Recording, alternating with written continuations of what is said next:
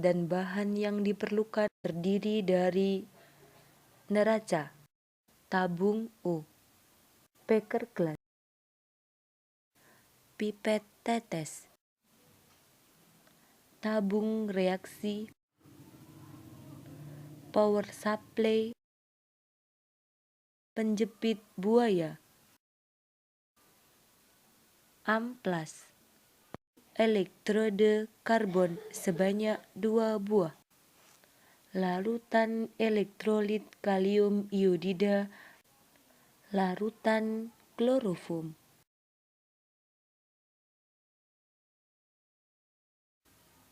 indikator penoftalin.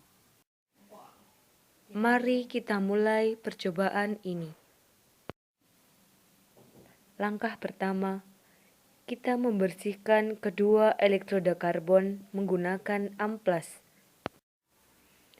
Selanjutnya, menimbang kedua elektrode menggunakan neraca dan dicatat hasilnya.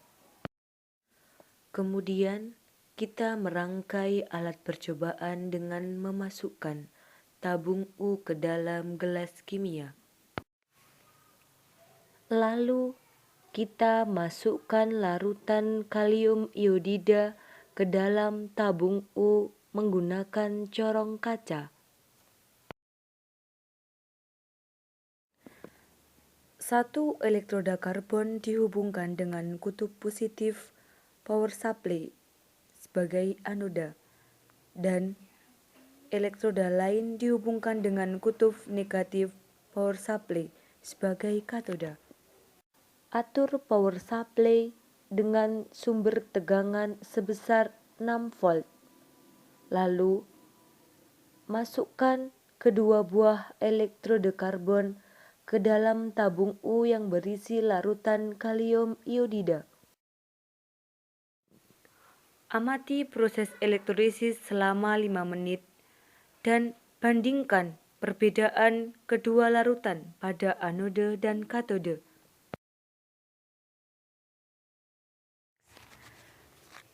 Mari kita melakukan uji identifikasi larutan pada bagian anoda. Kita mengambil 1 mili larutan pada bagian anoda dan dimasukkan ke dalam tabung reaksi. Larutan diduga mengandung iodin. Iodin diuji kelarutannya dalam larutan klorofom. Hasil percobaan menunjukkan lapisan bawah terdapat larutan warna merah muda. Hal itu menunjukkan terdapat iodin. Pada anoda, elektrode karbon sukar bereaksi.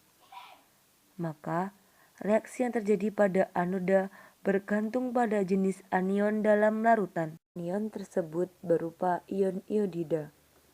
Ion iodida memiliki potensial oksidasi lebih positif daripada potensial oksidasi molekul air,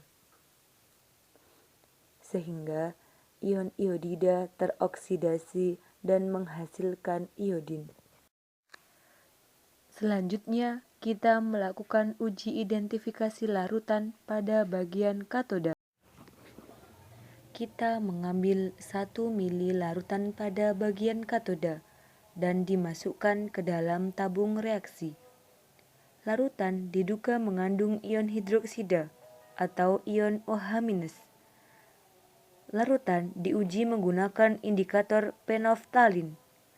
Hasil percobaan menunjukkan larutan berwarna merah muda. Pada katoda, sebenarnya terjadi reaksi reduksi ion kalium dan molekul air. Karena potensial reduksi standar molekul air lebih positif daripada potensial reduksi standar ion kalium, maka yang terreduksi adalah molekul air dan dihasilkan ion hidroksida. Setelah proses elektrolisis selesai, kedua elektrode karbon ditimbang dengan neraca dan dicatat hasilnya. Massa elektroda karbon sebelum dan sesudah proses elektrolisis ialah tetap. Hal ini menunjukkan bahwa elektroda karbon inert atau sukar bereaksi.